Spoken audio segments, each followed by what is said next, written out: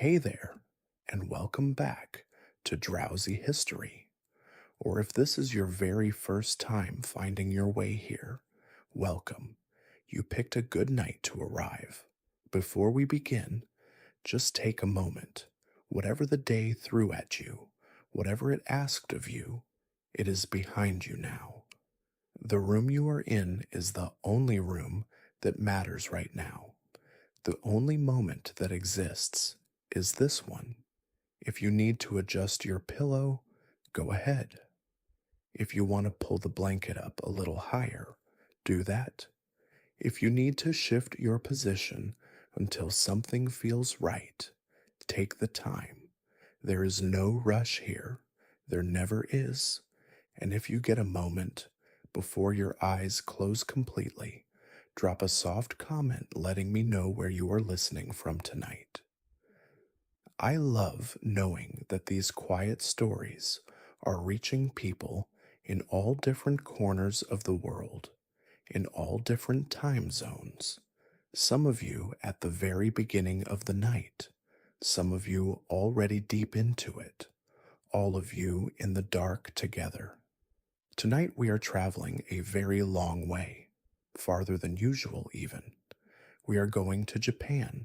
Specifically, we are going to the Japan of the 1800s, the final decades of the Edo period, and the slow, complicated unfolding of the Meiji era that followed it. A country in the middle of one of the most remarkable transformations any nation has ever undergone, caught between a world that had existed largely unchanged for more than 200 years and a world that was arriving whether anyone was ready for it or not.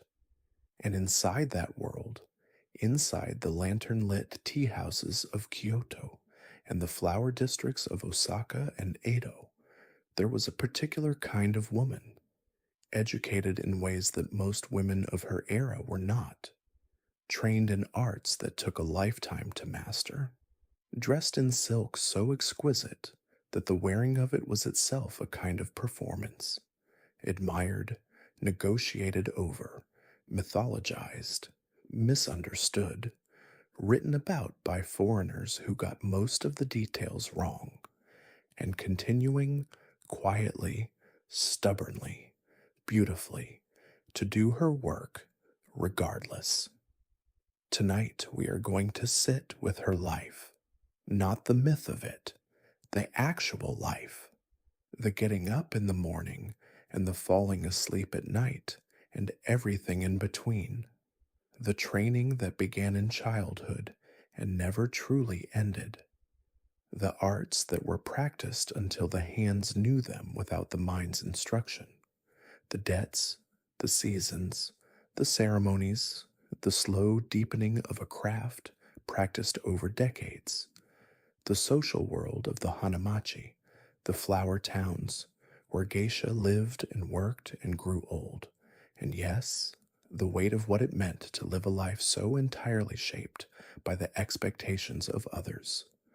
There is no quiz at the end. There is no pressure to remember any of it.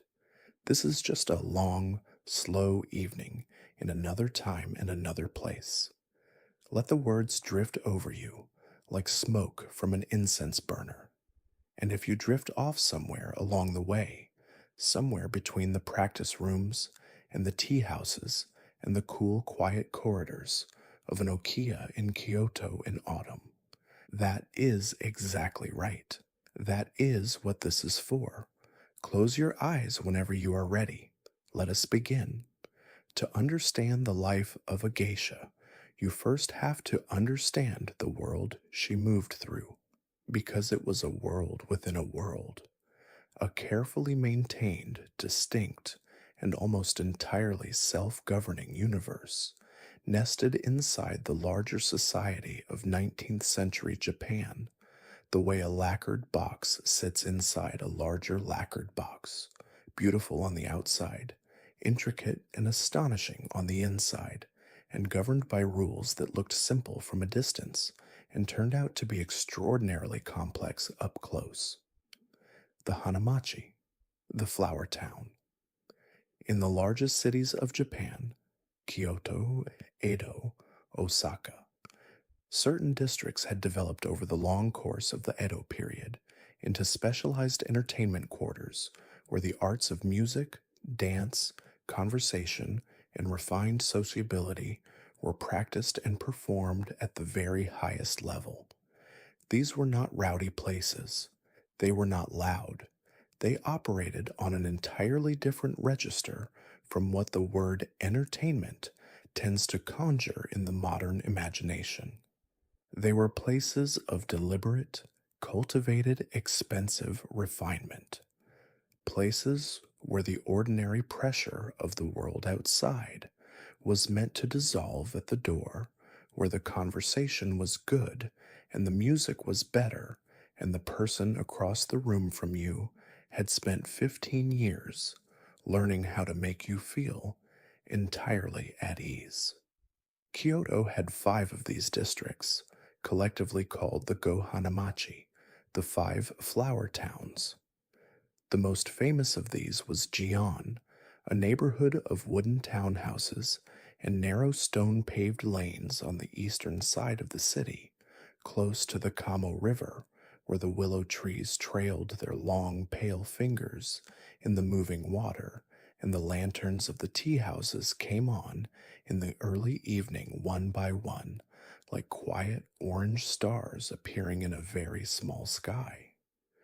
The other four Kyoto districts were Pontocho, Kamishichiken, Miyagawacho, and Gion Higashi, each with its own slightly different character and its own established traditions, but all organized around the same fundamental premise that the cultivation of beauty and the arts was serious work, worthy of a lifetime of dedication.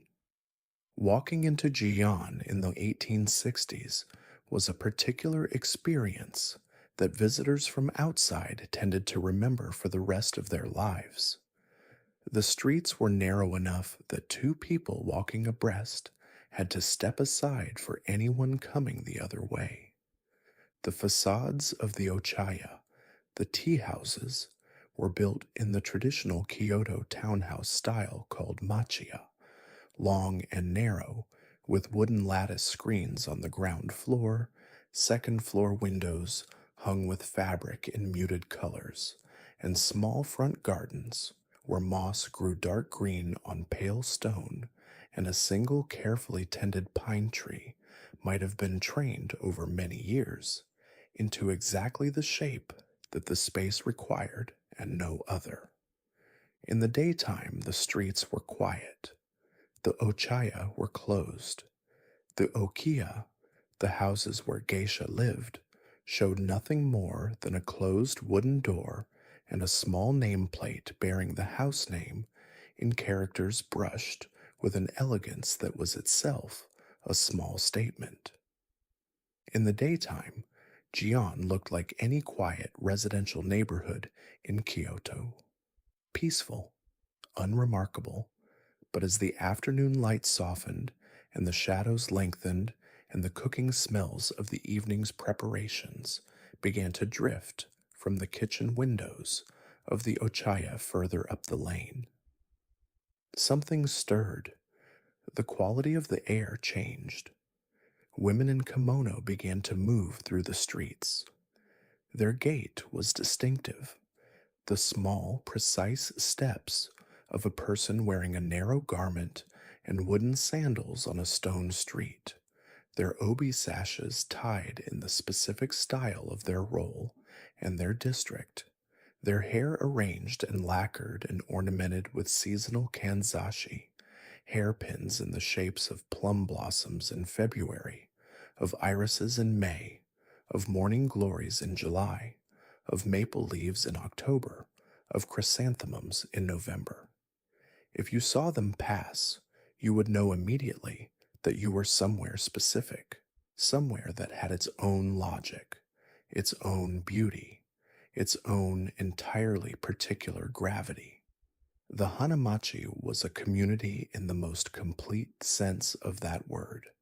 Within its borders were not only the okiya where geisha lived and the ochaya where they worked, but the teachers who instructed them in dance and music, the kimono makers and dyers whose extraordinary work clothed them, the wig dressers who maintained their elaborate hair, the shamisen repair shops that kept the instruments in playing condition, the fan makers, the suppliers of incense and formal accessories, the vendors of the specific foods and seasonal sweets associated with particular ceremonies throughout the year.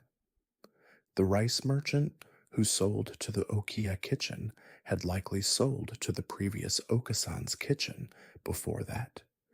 The kamiyui who dressed the maiko's hair had likely dressed the hair of women in that okiya for a generation. Everyone within the district knew everyone else.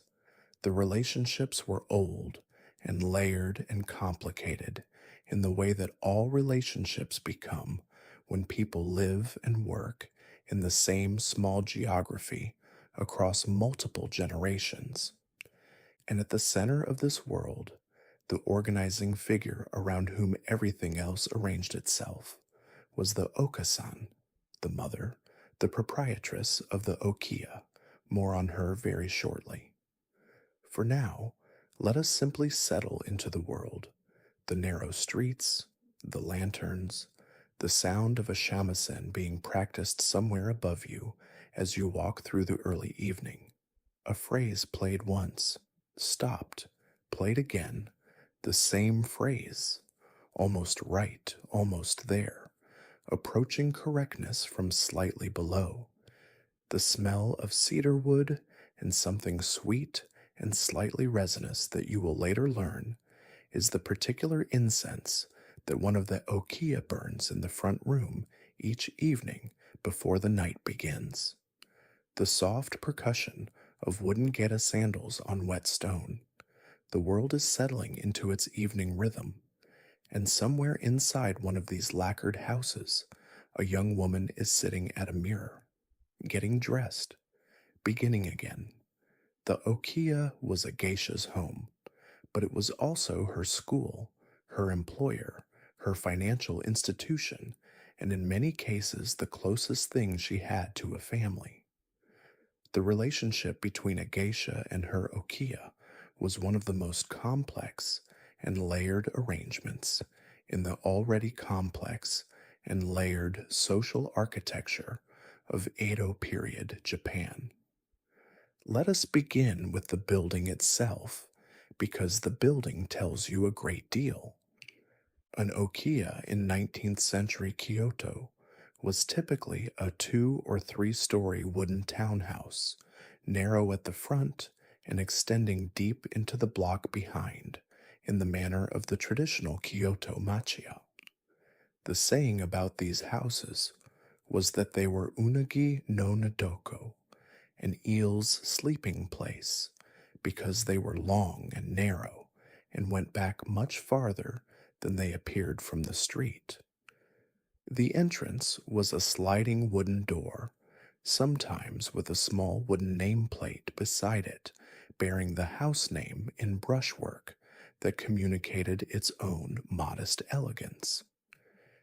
Inside, a short earthen entryway called the doma, where shoes and sandals were removed and left in careful order, because the ordering of shoes was one of the many small daily tasks by which the youngest residents demonstrated their understanding of the house's standards. Not just removed, placed, aligned, turned so that the toes faced outward, ready for the next departure, the gesture of respectful consideration for whoever came next. Then up a single step to the wooden floor of the interior, which was kept swept and clean with the kind of relentless, unhurried attention that the okasan required of everyone in the house. The ground floor held the front reception room, where guests and business associates were received. This room was furnished with restrained elegance, a low table, cushions for sitting, an alcove called the tokonoma, in which a hanging scroll and a single flower arrangement were changed with the turning of the seasons. The flower arrangement in the tokonoma was never haphazard. It was composed according to specific aesthetic principles, and the changing of it was itself a small art form performed with quiet seriousness. Further back was the kitchen, large and practical and warm, where the cooking was done and where much of the actual daily life of the house unfolded in the early morning and late at night.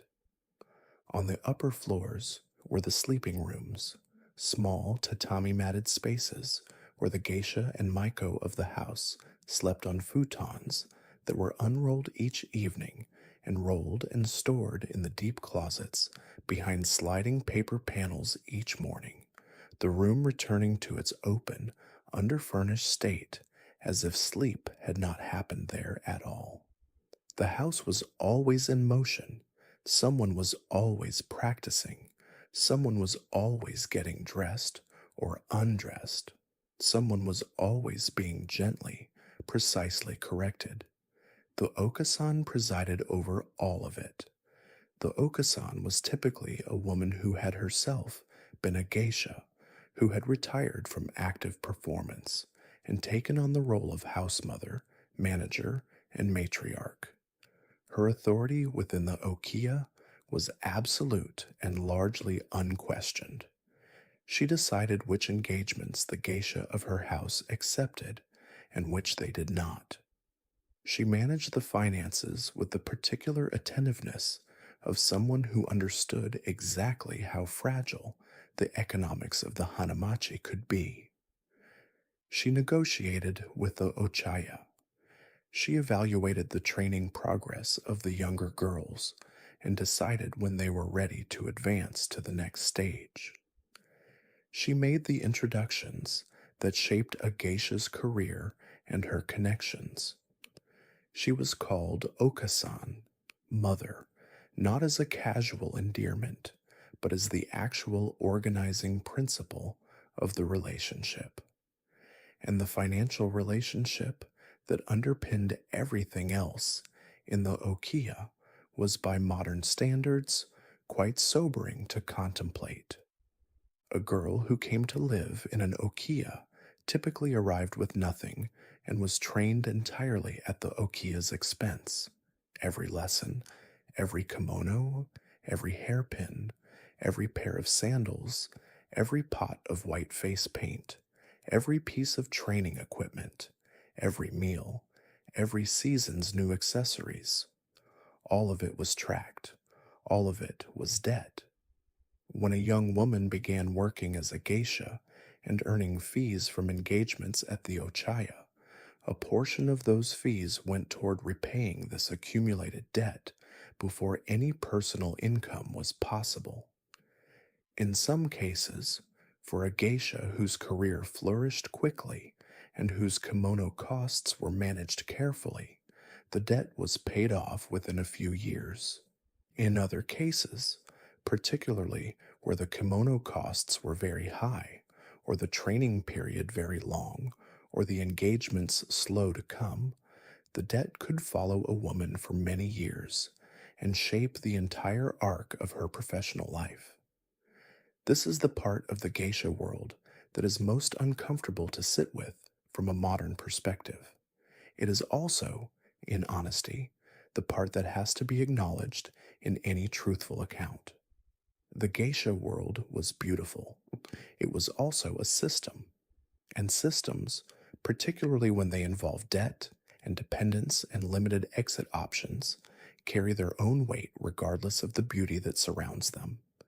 And yet, the okiya was also, genuinely, a home. Many geisha, looking back over long careers, described their okasan with real and complicated affection. The particular affection one develops for a person who is simultaneously demanding and genuinely caring, who holds enormous power over your life, and who also, most of the time, uses that power with at least a partial understanding of your actual interests. The women of the house formed their own community, older geisha mentoring younger ones, the senior maiko teaching the junior maiko the hundreds of small things that formal training did not cover, the shared meals and shared routines, and the specific intimacy that comes from people living at close quarters over many years. On cold winter mornings, the kitchen of the okiya was warm, the smell of rice cooking and miso broth heating, and the faint, sweet ghost of the previous evening's incense still in the air. The soft voices of the house coming slowly awake. The sound of someone in the room above beginning their morning shamisen practice before the light was fully up. Whatever the complications of the system that surrounded it, that warmth was real, that community was real, and for many women who came from circumstances where neither warmth nor community had been guaranteed, it mattered. Let us make the history more particular for a moment. Let us imagine a girl. We will call her Chiyo, which was a common name in 19th century Japan, and place her in Kyoto in the 1850s, in the last full decade before the Meiji Restoration would begin to change everything. Chiyo is 9 years old when she arrives at the okiya. She comes from a small town in the mountains north of Kyoto, the second daughter of a family that makes lacquerware, beautiful work her father is genuinely proud of, but the market for it has been difficult for 2 years, and the family has 4 children, and the winter ahead looks hard. The arrangement was made through a woman who knew the okasan of a house in Gion, and it was made with genuine care on all sides. Chiyo's mother packed her a small bundle, 2 changes of clothing, a comb, a small wooden figure of Cannon, the goddess of compassion, that had sat on the family altar since before Chiyo was born. The morning she left, her mother braided her hair the way she always braided it, and did not cry until Chiyo had turned the corner at the end of the lane. The okiya in Gion was the largest building Chiyo had ever been inside. The tokonoma in the front room held an arrangement of late chrysanthemums in a celadon vase, and Chiyo stared at it for a long moment before the okasan gently redirected her attention. The okasan was a small woman in her 50s with very still hands and a voice that was always exactly the same volume regardless of what she was saying. She showed Chiyo the house, the kitchen, the practice room on the second floor with its polished wooden floor and the smell of rosin and incense, the sleeping room she would share with 2 other shikomi, both of them a little older than her, who watched her arrival from the doorway with expressions of careful assessment. That first night, Chiyo lay on her thin futon in the dark and listened to the sounds of Gion settling into its late evening rhythm. The distant sound of shamisen from the okiya 2 streets over, the soft voices of women returning home, the creak of the house around her.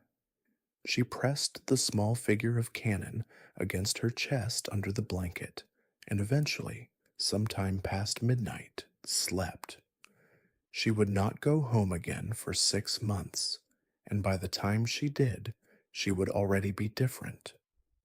The Shikomi period, the period before formal arts training began, was the period during which the okiya and the girl were assessing each other. Chiyo's days in the first months were filled with the domestic life of the house. She swept the entrance hall each morning before anyone else was up, the broom moving in the careful strokes the senior shikomi had shown her, the same pattern every day. She helped in the kitchen, learning first to wash rice properly, not quickly, but properly. The water changed until it ran almost clear, and then to carry the heavy ceramic pots without letting them knock against the door frame. She ran errands through the lanes of the hanamachi, delivering messages and parcels and small gifts between the okiya and the ochaya and the teacher's studios, learning the geography of the district with her feet before she learned anything else about it. She helped the senior geisha with their preparations in the evenings, holding the obi while it was being tied, passing hairpins when directed, sitting quietly in the corner of the dressing room, watching the transformation happen layer by layer. This was not nothing. This was the education before the education. By watching, by being present, by absorbing the atmosphere of the house, the way a cloth absorbs the smell of the incense burned in it every day. Chiyo was learning what the hanamachi was before she was asked to be part of it. She was learning what was beautiful and what was not, what was correct and what was a little off. She was learning the particular quality of attention that the Okasan brought to everything in the house, the way nothing was left unconsidered, the way even the arrangement of slippers in the entrance hall was an expression of something. After 6 months, the Okasan told her the lessons would begin. Chiyo bowed and said thank you, and went upstairs to the practice room and sat alone for a moment before anyone else arrived. She looked at her hands, ordinary hands, 9-year-old hands, and she thought with the particular focused seriousness of a child who has understood that something real is beginning. All right, let us begin. The shamisen came first. For most girls in most okiya of the 19th century hanamachi, the shamisen was where the formal arts education began, and it was where it was deepest, and for many, it was the art that would define their professional reputation for the rest of their lives. The shamisen is a three-stringed instrument with a long neck and a small, square body covered on both sides with a membrane of skin. It is played with a large, fan-shaped plectrum called a bachi, and its sound is unlike anything in the Western musical tradition. Bright and percussive at the attack, warm and sustaining in the resonance, capable of great delicacy and great forcefulness, and a very wide range of emotional expression in between. The first thing a student learns is not how to play. The first thing a student learns is how to sit. The correct sitting position for shamisen playing is specific and must become completely natural before anything else can develop. The instrument rests against the right thigh at a precise angle. The left hand cups the neck from below, the thumb loose, the fingers positioned to press the strings against the neck to produce different pitches. The right arm extends to hold the bachi, the wrist relaxed, the grip firm enough to control the stroke and light enough not to restrict it. Chiyo spent the first 3 weeks simply sitting with the instrument and learning to hold the bachi correctly. Her teacher was a woman named Okimi-san, who had been teaching shamisen to the girls of the Gion hanamachi for 20 years, and who had a particular quality of patient attention that made the practice room feel like a very still place, even when mistakes were happening in it. Okimi-san did not raise her voice when a student produced a sound that was wrong. She simply listened to the wrong sound with the same quality of attention she brought to every sound, and then she said, very quietly, again, again, again. The first sounds Chiyo produced on the shamisen were not good. They were thin and uneven, and occasionally so sharp they made her own eyes water. Okimi-san listened to all of them. After the first month, the sounds began to have a little more consistency to them. After 3 months, Chiyo could play a simple melody all the way through without stopping. After 6 months, she could play it at the correct tempo. After a year, she began to understand what it meant to play it with feeling. And this is the thing that takes the longest and that cannot be taught directly. Technique can be taught, position can be corrected, tempo can be counted. But feeling, the quality that makes the difference between a correctly played piece and a piece that does something to the room, that has to be grown from the inside. It grows from listening to the instrument, to the space, to the other musicians in the ensemble, to the quality of attention in the room. From playing the same piece so many times that the conscious mind releases its grip on it, and something less conscious takes over, something that knows the music the way the hands know the path to the kitchen in the dark. The shamisen tradition of the Geisha world included many distinct styles and repertoires. The nagauten, long songs, which were the primary music of the kabuki theater and required a large ensemble of shamisen players and singers and hayashi percussion. The kyuta, short songs, intimate and lyrical, and particularly associated with the geisha world, composed for one or two shamisen and a single voice.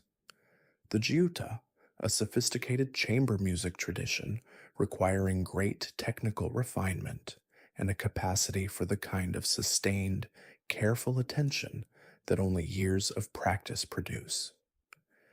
As Chiyo advanced through her training over the following years, she encountered all of these and developed her own particular strengths. Her koto was always what people spoke about. There was something in the way she played the short songs, a quality of restraint that somehow made the feeling more present, rather than less, that the senior geisha of the house recognized early and that the okiya patrons would later notice and request. But that came later. For now, the practice room, the morning light coming through the paper screens, the same phrase, again. Alongside the shamisen, the dance. If the shamisen was the art that defined Chiyo's musical identity, the dance was the art that defined how she moved through the world. Japanese classical dance in the geisha tradition, primarily the Nihon Buyo style, was a form of theatrical dance that combined precise physical technique with storytelling through gesture and expression. Unlike the large, sweeping movements of many Western dance traditions, Nihon Buyo worked in a smaller and more contained physical register. The drama was contained within the angles of the wrists, the tilt of a head, the quality of stillness between movements, the precise moment of transition from one gesture to the next. These small things, in the hands of a trained dancer, could communicate an entire emotional world to an audience that knew how to read them, and learning to produce them required the body to be retrained almost from the ground up. The posture of Nihon Buyo is not the posture of everyday life. The center of gravity sits low, at the hips rather than the chest. The knees have a slight perpetual softness to them. The feet turn inward slightly, in the manner of traditional Japanese feminine deportment. The shoulders sit back and down, the chest neither puffed nor collapsed. The hands are held in specific forms for specific meanings. The fingers curved in a precise relationship to each other, the palm facing at exactly the correct angle, the wrist held at exactly the correct height. Chiyo spent the first months of dance training simply learning to stand correctly. Her dance teacher was a slightly younger person from a different studio, a woman with the particular kind of physicality that comes from 20 years of daily dance practice, a body that moved with an economy and precision that made ordinary movement look slightly wasteful by comparison. The first piece Chio learned was a short seasonal number, a simple composition in which a young woman watches the autumn leaves falling. She watched her teacher perform it 12 times before she was asked to try it herself. Her first attempt was the attempt of someone who has understood the steps intellectually, but not yet in the body. The movements were technically present, but they did not yet have their correct weight. The teacher watched without comment. Again. Over the following weeks, the piece was taken apart and rebuilt section by section, each gesture isolated and examined and corrected and practiced until the body knew it, before the mind was asked to remember it. The moment when a piece stops being performed and starts being inhabited is not a single moment. It is a gradual crossing of a threshold that you only recognize you have crossed after the fact. One day, Chiyo was practicing the autumn piece, and she was thinking about the autumn, thinking about the actual feeling of watching leaves fall, and she noticed that she had stopped thinking about her hands. The hands were doing what they were supposed to do, without her managing them. She almost stopped to examine this, and then she kept going, and the piece reached its end, and the teacher said nothing for a long moment. Then she said, again. But the quality of that again was different from the quality it had carried for months before. Chiyo knew the difference. She did not say anything about it. She simply began again. Over the following years, the dance repertoire expanded. Seasonal pieces, the spring piece with its cherry blossom gestures, the summer piece with its particular quality of heat and leisure, the winter piece with its contained stillness. Narrative pieces, the old stories rendered in gesture and movement, the tales from classical literature and kabuki tradition that a literate audience would recognize immediately. Playful pieces, the lighter compositions designed to make an ozashiki room smile, the gestures of a sak cup being offered, a fan snapped open, a shy look cast sideways. Formal pieces, the long, demanding compositions performed at major seasonal events, requiring sustained concentration and physical stamina over many minutes of precise movement. Each piece added to the vocabulary. Each piece deposited something in the body that did not leave. And the body, over years, became the archive of all of it, a library of movement written in muscle and balance and the particular quality of attention that dance practice develops in the person who commits to it. The shamisen and the dance were the pillars, but the full education of a geisha was built from many other things as well, and none of them were minor. Tea ceremony. The way of tea, chado, was not merely a method for preparing a hot drink. It was a complete aesthetic and philosophical practice organized around four principles that the 16th century tea master Senno Rikyu articulated and that the tradition had carried forward ever since. Wa, harmony; kei, respect; sei, purity; and jaku, tranquility. The tea ceremony had its own vocabulary of gesture and object and spatial arrangement. The position of the tea bowl relative to the guest, the angle at which the whisk is held, the specific number of strokes used to create the froth, the way the bowl is turned before drinking so that the most beautiful part of its surface faces the guest.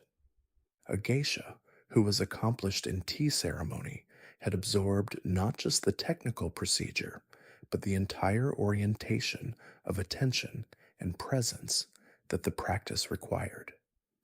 She had learned to move slowly and deliberately in a world that tended toward haste. She had learned to regard ordinary objects, a ceramic bowl, a bamboo whisk, a square of folded cloth, with the quality of attention that reveals their particular beauty. She had learned that hospitality is a form of art, ikebana, flower arrangement. The arrangements that appeared in the tokonoma of the okiya and the ochaya were not decorative afterthoughts. They were considered compositions, governed by aesthetic principles that had been refined over centuries and that carried their own vocabulary of seasonal meaning. The three main elements of a classical ikebana arrangement, the tall central line, the secondary form, the low accent, were organized in a relationship that expressed something about the relationship between heaven and earth and humanity. The choice of materials was never arbitrary. A branch of blossoming plum in early spring carried a meaning that a branch of maple in autumn did not. A white chrysanthemum spoke differently from a red one. The empty space in an arrangement was as considered as the filled space.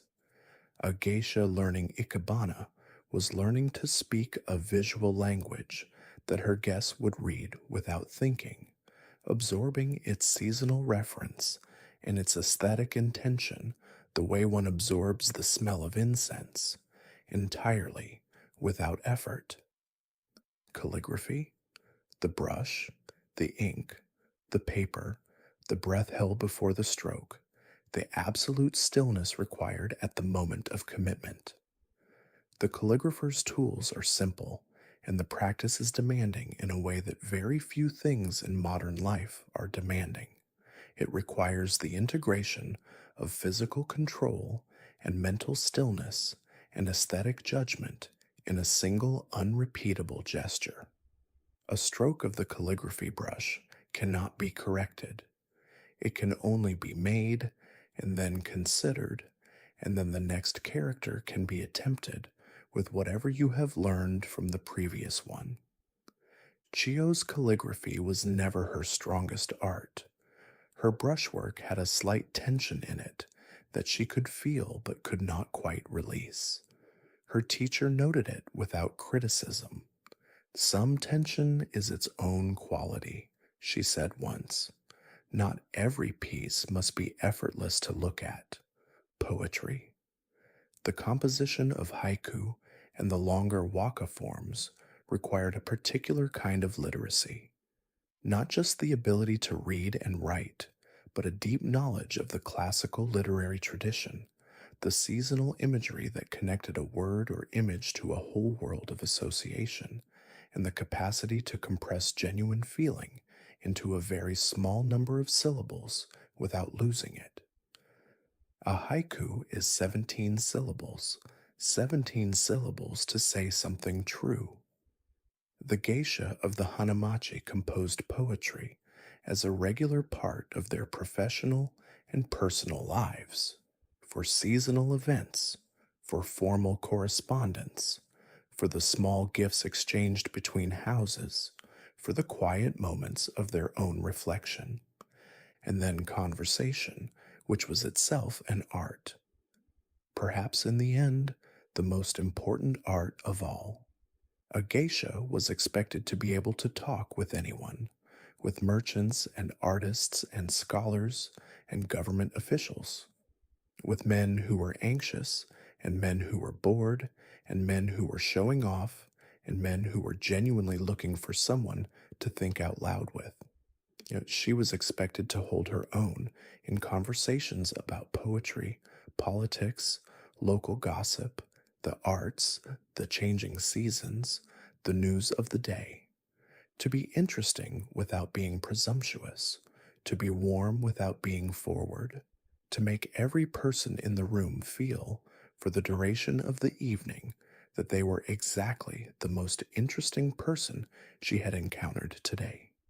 This, the art of making social ease look effortless, was the highest art of all. It required everything underneath it: the music, the dance, the tea, the poetry, the general cultivation of a mind that had been educated widely and attentively. But it could not be assembled from those parts alone. It had to grow from something genuine, and it could not be taught directly. It could only be cultivated over years by someone who was paying close attention to other people and to the world and to herself. When the Okasan and the teachers decided the time was right, when the training had progressed far enough and the girl's deportment and arts had reached a certain level of readiness, the shikomi became a maiko, an apprentice geisha, and the transition was marked by a ceremony and a transformation that was among the most visually striking things in a world that was full of visually striking things. For Chiyo, the transition happened in the spring of her 13th year. The ceremony of Misadashi, the formal debut of the maiko, was preceded by several weeks of intensified preparation. New kimono were ordered and delivered, and tried on and adjusted. The kamiyui came to the house to begin working with Chiyo's hair, assessing it, testing different arrangements, determining which of the traditional Nihongami styles her face and the current stage of her training called for. The oshiroi, the white face paint, was practiced at home, Chiyo sitting at the mirror in the dressing room, applying and removing and applying again, developing the technique that would become as automatic as breathing. And on the morning of the Misadashi, before dawn, the Okasan came to wake her. The dressing took 2 hours. First the layers of undergarments, each placed with precision. Then the nagajuban, the long inner kimono of pale silk, its red collar pulled to exactly the right position at the back of the neck. Then the hikazuri, the outer kimono of the maiko, trailing slightly at the hem, its pattern a complex landscape of spring flowers in vivid colors that would gradually become more subdued as the years passed and the maiko approached the transition to full geisha. Then the obi in the darari style, that long trailing bow that falls from the back almost to the hem, the tying of it requiring a full 30 minutes, and the assistance of both the okasan and a senior geisha of the house. Then the face. Chiyo sat at the mirror and applied the oshiroi herself, as she had practiced, first the oil base, then the white powder mixed to a paste, applied in downward strokes from the hairline to the jaw, the coverage even and complete, the 2 or 3 lines of unpainted skin at the nape of the neck left precisely as trained. Then the bani, the red, applied to the lips with a small brush. The lower lip fully painted, the upper lip a smaller contained shape, the whole effect slightly different from the natural lip and entirely precisely deliberate. Then the kanzashi. It was the 1st of April, and the kanzashi for April in the Gion tradition were cherry blossoms, cascading sprays of pale pink silk flowers on fine wire stems that trembled slightly with every movement of the head, as cherry blossoms tremble in the lightest wind. Then the okobo, the high wooden platform sandals, lacquered red for the first year of a maiko's career, whose height required a specific distribution of weight and a specific quality of walking that Chiyo had been practicing for weeks. She stood in the entrance hall of the okiya while the okasan walked around her once, slowly, checking everything. The okasan adjusted nothing. She said good, which was the highest praise Chiyo had heard her use. Then the door slid open, and the morning air of Gion came in, and Chiyo stepped out into it. And she was a maiko. The maiko was not simply a geisha in training. She occupied a specific, distinct role in the hanamachi that had its own etiquette and its own social geography. Her function at an ozashiki engagement was not to perform independently, but to be present, to observe, to assist the senior geisha she accompanied, and to be, in her elaborate and carefully calibrated youth, a kind of living celebration of the Hanamachi's aesthetic tradition. She was the visual argument for the whole enterprise. The evidence, walking in at the door with her cherry blossom kanzashi trembling and her okobo clip-clopping on the stone, that the hanamachi was still producing something the world had no equivalent for. And she knew it. She had been told it explicitly by the Okasan. You are now a representative of this house, of this district, of this tradition. Every movement you make in public is a statement about all of those things. Conduct yourself accordingly. She was 13 years old. She conducted herself accordingly. The okiya was where the geisha worked. But the okiya was not a workplace in any ordinary sense. It was more like a particular kind of theater, one in which the performance was entirely invisible as performance, and the skill of everyone involved was in maintaining the fiction, or rather the reality, that what was happening was simply a very pleasant evening among people who enjoyed each other's company. Let us spend an evening inside one. It is autumn, the year is 1865, and Chiyo has been a maiko for 2 years. She is 15 now, and her arts have developed considerably, and the ochaya that the Okasan has placed her with is one of the more established houses in Gion, run by a woman named Tomi-san, who has been managing this tea house for 15 years, and who knows everyone who matters in the district. The Ocheya building is similar in style to the Okiya, a machiya townhouse, narrow-fronted, deep, the interior organized around a central courtyard garden that is invisible from the street and that provides the house with its private heart. The front of the Ochaya shows nothing to the street. A wooden door, a small lantern, and a nameplate. Nothing that would indicate to a passerby that this is where, on this particular autumn evening, 6 of the most powerful men in the Kyoto merchant establishment are going to spend 3 hours. The preparations begin in the afternoon. The kitchen of the Ochaya has been at work since morning. Tomi-san's cook preparing the kaiseki meal that will accompany the evening's entertainment. Small, exquisite dishes in seasonal ingredients, each one presented in lacquerware or ceramics chosen for its relationship to the food it carries and to the aesthetic theme of the evening. The tatami rooms on the second floor have been aired, and the scroll in the tokonoma changed for an autumn landscape, and the flower arrangement refreshed with late-season chrysanthemums in a pale ceramic vase that Tomi-san's grandmother acquired 50 years ago, and that comes out only for evenings of a certain importance.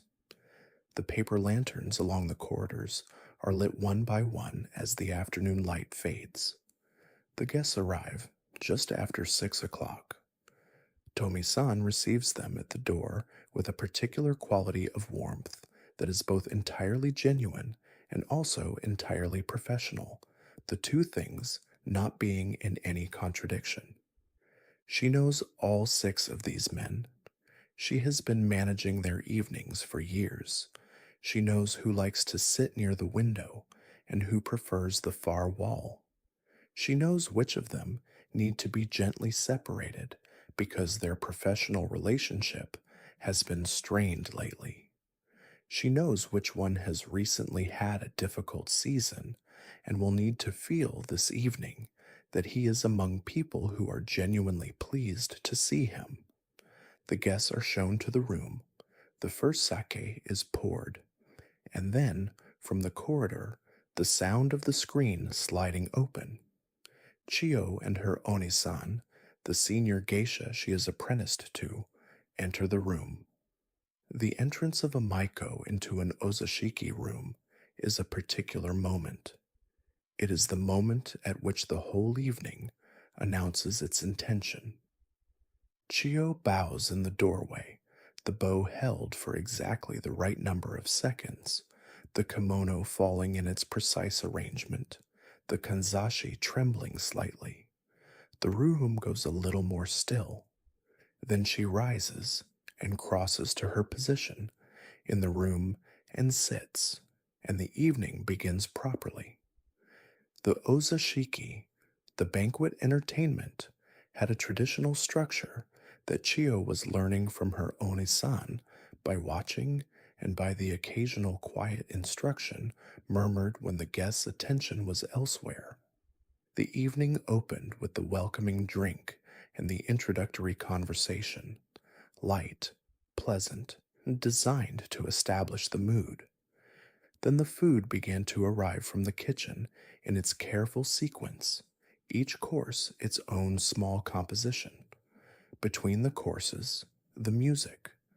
Chiyo's Onisan played shamisen while Chiyo herself sang, a kota whose lyrics were a classical poem about the autumn moon, the words familiar to any educated listener, and therefore carrying with them the whole weight of the literary tradition they came from.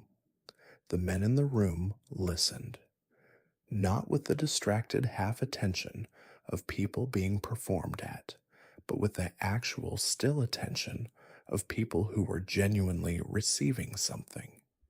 This was the difference that separated a good ozashiki from a merely adequate one. The music landed. Then the ozashiki asobi, the banquet games, which were Chiyo's particular gift. She had a talent for games that the Okasan had identified early and developed carefully. A quick mind, a facility for reading the mood of the room, and a capacity for what can only be called honest playfulness. The ability to compete with genuine enthusiasm without ever making a losing guest feel embarrassed. The game of Tora Tora Tora generated considerable merriment. The game of Konpira Fune Fune, a hand coordination game that required both players to maintain a quick, alternating rhythm while adapting to changing rules, was won by Chiyo 3 times and lost twice, the losses managed with a quality of grace that made them somehow enjoyable for everyone. By the time the final course had been cleared and the sake cups had been refilled for the last time, the room had a quality that the best ozashiki always achieved. Everyone in it had become, briefly and genuinely, a slightly better version of themselves. The guests left a little after 9 o'clock. In the entrance hall, Tomi-san received their thanks and managed the settling of accounts with the smooth discretion that was one of her great professional virtues. Chiyo and her Oni-san walked back to the okiya through the autumn night. The stone lanes were wet from an earlier rain. The last leaves were coming off the maple that overhung the wall of the garden at the corner. They walked in companionable silence, which was itself a kind of eloquence. Let us spend some time with the kimono. Because the kimono was not simply clothing, In the world of the hanamachi, the kimono was a language, a visual statement so specific and so layered that a knowledgeable observer could read from it a woman's age, her district, her role, the current season, her taste, something of her financial situation, and the stage of her career, all before she had spoken a single word. The word kimono itself means simply thing to wear. But the thing in question was, particularly in the geisha world, among the most elaborate and expensive garments produced anywhere in the 19th century world. A single formal kimono for a senior geisha, the outer garment alone, not counting the nagajuban and obi and accessories, might take a master weaver or dyer several months to produce and cost the equivalent of what a working class family might live on for a year. The fabric was silk, always silk for formal wear, woven on hand looms into specific weights and weaves appropriate for the different demands of different seasons and different occasions. The summer kimono was of ro, or sha, loose weave silk with an openness to it that allowed the air to move through it on hot evenings, the fabric seeming to float slightly around the body as if it had not entirely committed to being worn. The winter kimono was lined, the outer silk backed with a separate layer of lighter silk that added warmth and changed the way the garment hung and moved, giving it a weight and presence that the summer kimono deliberately lacked. The spring and autumn kimono were of specific weights in between, and the transitions between these seasonal garments were themselves governed by a traditional calendar that specified not just the month, but in some cases the exact date on which the change should occur. Color was everything. The colors of a geisha's kimono followed the seasonal palette with a precision that had been refined over centuries. The pale sage greens and blush pinks of spring, the deep indigos and transparent pale gauzes of summer, where the pattern beneath could be glimpsed through the outer layer like something seen through water. The rich ambers and crimsons, and the deep bottle greens of autumn, colors that seemed to draw the low, late season light into themselves. The quiet grays and purples and muted earth tones of winter, colors that had a kind of dignified restraint to them, a refusal of display that was itself a form of display. But within these seasonal constraints, the individual kimono was a work of art, produced by many hands over a long period. Yuzen dyeing, in which patterns were painted directly onto the silk using rice paste as a resist, could produce designs of extraordinary delicacy, landscapes with mountains and mist and tiny figures on distant bridges, botanical studies so precise that the species could be identified, birds caught in mid-wing in attitudes that no photograph of the period could have captured so exactly. Shibori, the family of tie-dyeing techniques that included dozens of distinct methods, produced patterns of gathered and pinched and twisted resist in the fabric itself, giving the silk a three-dimensional texture that caught the light differently depending on the angle from which it was viewed. Nishiki brocade, woven with multiple threads of colored silk and sometimes gold or silver, produced fabric so complex that the pattern was built into the structure of the weave rather than applied to its surface. Embroidery with silk thread added raised detail to dyed or woven designs, the stitching sometimes so fine that it required a magnifying glass to appreciate fully. The obi, the wide sash worn around the waist over the kimono, was itself a separate and often very costly garment. A formal obi for an important engagement might be woven of the heaviest brocade, its pattern raised and dense, sometimes incorporating gold and silver thread that caught the lamplight of the okiya and sent small reflections moving across the ceiling when its wearer turned. The tying of the obi was an art that required its own instruction and its own considerable practice. The taiko musubi, the drum knot worn by full geisha, required the long length of obi fabric to be folded and tucked into a precise square shape at the back, held in position by a separate cord and internal structure, the whole thing taking 15 to 20 minutes to tie correctly and needing to hold its shape and position through hours of an evening engagement. The darari obi of the maiko, the long trailing bow that hung almost to the hem, was even more demanding. The 12 or more feet of heavy fabric managed into a specific cascading form that moved differently from the taiko, and that required the maiko to be conscious of its position at all times. The care of the kimono was itself a significant discipline.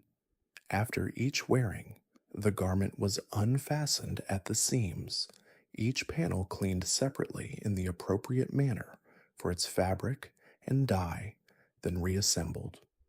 The kimono wardrobe of a senior geisha represented a significant archive. The oldest pieces might be inherited, passed from a retired okasan to the women of her house, the silk holding the dye of a craftsman who had died before the current wearer was born. The newest pieces reflected the current season's taste, chosen from the workshops of the Nishijin weaving district in northern Kyoto. Together, they were both a working wardrobe and a kind of textile museum, the geisha moving through both simultaneously, wearing history. When a geisha walked through the evening streets of Gion in her formal dress, she was wearing the accumulated craft of many people's lives.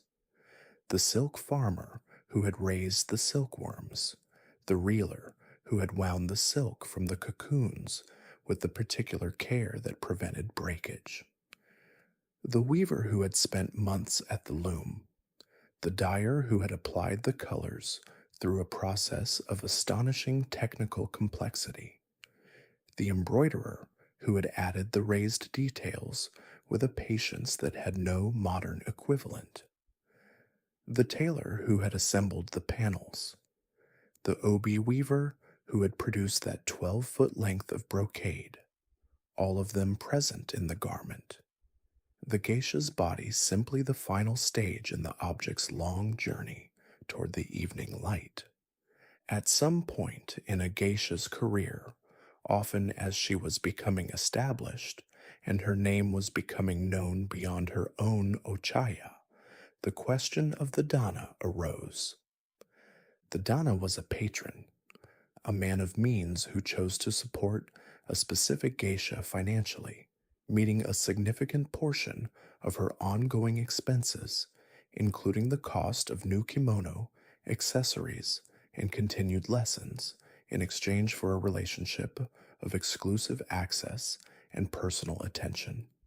The dana relationship was formalized through a ceremony and negotiated carefully between the man, the geisha herself, and the okasan. It was not a marriage. It was not quite any Western category of relationship, and the attempts to translate it into Western terms have generally done more to obscure than to illuminate. It was, in the context of 19th century Japan, a recognized social institution with its own conventions and its own logic. A dana was typically a man of significant wealth. Merchant families with established businesses, successful wholesale traders, men from the former samurai class who were navigating the disruption of their traditional status as the Meiji era dissolved the formal class structures of the Edo period. The financial support Adana provided was substantial and real. The most expensive formal kimono in a geisha's wardrobe could cost more than a craftsman's annual income. The ongoing costs of training and appearance, even for an established geisha whose initial debt to the okiya had been cleared, were considerable. Adana, who agreed to meet these costs, was making a very real material contribution to a geisha's professional life and to the quality of the art she could present. In return, he received preferential access to her company at the Ochaya, the social cachet of being known as the patron of an accomplished and sought after geisha, and a personal relationship that was, in the best cases, characterized by genuine mutual regard built up over years. The nature of the Dana relationship is one of the aspects of geisha history that generates the most discussion and the most misunderstanding. A geisha was not a courtesan. The distinction between the geisha of the hanamachi and the oiran and taiyu of the licensed pleasure quarters was real, significant, carefully maintained, and fiercely defended. A geisha's profession was the arts. Her income came from her performance, her music, her dance, her conversation, her capacity to make an ozashiki evening genuinely pleasurable. The Dana relationship was a patronage arrangement. That said, the lived reality of these relationships existed on a very wide spectrum. Some Dana relationships developed into genuine partnerships characterized by deep mutual affection and real intellectual companionship that lasted for decades. Some were essentially financial arrangements maintained with professional courtesy but without particular personal warmth. Some were complex and occasionally painful in the ways that all relationships between people with unequal power can be complex and painful. Some geisha had dana throughout their careers. Some chose never to have a dana at all, preferring the greater autonomy of managing their career without that particular financial dependency. Honest history requires acknowledging that the geisha world, for all its beauty and genuine cultural achievement, was not a world of unconstrained female autonomy. It was a world in which women operated with real skill and real agency within a set of structural constraints. The remarkable geisha of the 19th century were remarkable in part precisely because of what they were able to achieve and express and create within those constraints. That achievement deserves to be seen clearly and completely, not romanticized out of its complexity, and not reduced to its most difficult elements. Both things were always true at once, as they so often are. The hanamachi followed the seasons with an attentiveness that modern urban life has almost entirely lost. The seasonal calendar was not merely an agricultural matter or a philosophical one. It was the organizing structure of the entire aesthetic and social year, the framework within which everything else occurred, the rhythm against which everything was measured. Every month had its associated flowers, its symbolic animals, its particular colors and fabrics and decorative motifs, its specific foods and sweets, its appropriate songs and dances and conversation topics. The kimono worn in June was not worn in October. This was not convention or fashion. It was a statement of relationship with the natural world. Let us move through a year in the hanamachi. January, the first month of the year in the hanamachi, had a quality unlike any other.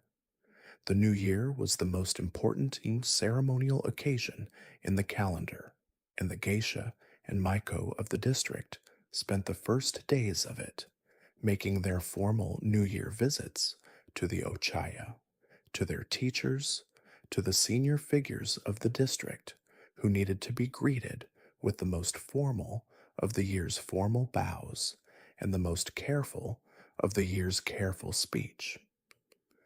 These visits were conducted in the year's most formal kimono, the kanzashi for January, bearing delicate plum blossom sprays. Plum bloomed before cherry, the first flower of the year, the announcement that even in the cold, something was preparing to open. The New Year sake, o miki, was drunk in the prescribed manner. There was a quality of reset in it, a clean page. February brought the plum blossom season, and the hanamachi organized viewings at the great plum orchards of the city, the blossoms white and pale pink against bark that was still bare, the scent on cold air something between sweetness and clarity. April, hanami. The cherry blossom viewing was the emotional high point of the spring calendar in Kyoto, and the hanamachi threw itself into it with the full intensity of a culture that had been thinking about the transience of beauty for 1,000 years. When the cherry trees along the Kamo River came into bloom, the hanamachi transformed. The okiya organized outdoor engagements beside the river under the branches. The maiko wore their most elaborate spring kimono, the kanzashi trembling with small silk cherry blossoms on fine wires. The evenings were cool, and the lanterns were strung between the branches, and the blossoms fell in the light wind, and the awareness of how briefly this lasted made it more beautiful rather than less. Mono no aware. The pathos of impermanence. The Japanese concept that describes the particular feeling of beauty tinged with melancholy. The appreciation of something precisely because it does not last. The cherry blossoms lasted perhaps 2 weeks, sometimes less if the spring rains came early. Their falling was as celebrated as their blooming. July brought the Gion Matsuri. The great festival of the Yasaka Shrine was the defining event of the Kyoto summer, and for the geisha of Gion specifically, it was both the most important event of the year and the most demanding. The streets filled with people from across the city and the region and beyond. The great floats, some of them 2 and 3 stories tall, moved through the streets to the music of the Hayashi ensemble, the flute, the drum, the gong, the bell, a sound that drifted through the summer night and into every open window. October brought the maples. Koyo, the autumn leaf season, was the great visual event of the second half of the year, and the hills around Kyoto staged it magnificently. The forested slopes of Arashiyama and Higashiyama, turning from green through yellow, through amber, through crimson, through deep burgundy as the weeks passed. The kimono of the autumn hanamachi were among the most beautiful of the year. Rich earth colors, deep russet and ochre, and the particular dark green that is the complement of autumn red. Maple leaf motifs on the obi, on the collar of the nagajuban, in the pattern of the outer silk. The kanzashi, maple leaves in lacquered wood or shaped silk, the colors match to the actual leaves on the tree at the corner of the lane outside the okiya. The low afternoon light of October turning everything it touched to gold. December was the season of year end obligations, the sending of gifts and greetings, the settling of accounts, the preparation for the New Year's ceremonies to come. And then the wheel turned. Again, the plum blossoms again, the cherry blossoms again, the iris, the lotus, the morning glory, the maple, the chrysanthemum, the plum. The geisha moved through this cycle not as observers, but as participants, their appearance and their music and their conversation tracking the year with an attentiveness that was itself a form of art. Each season received and celebrated and released, each yielding to the next with the particular grace of something that has been practiced so long it no longer requires effort. Let us be honest about the physical dimension of the geisha's life, because honesty requires it, and because it is easy to overlook when looking at the more visible surfaces of the culture. The training was physically demanding in ways that accumulated over years and left marks that did not disappear. The posture required for Nihon Buyo dance was not the body's natural resting posture, and maintaining it through hours of practice and then hours of performance was a genuine physical undertaking.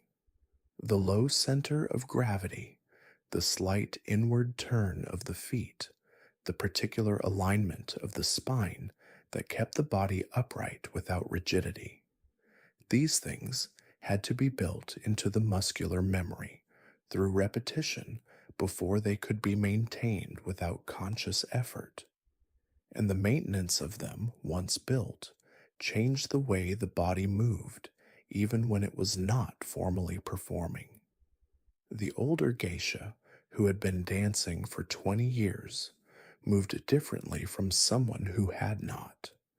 The economy of their movement, the quality of deliberateness in even ordinary gestures, the way they sat and rose and crossed a room, all of it bore the marks of the training, the same way a lifelong musician's hands reveal their history even when they are holding nothing.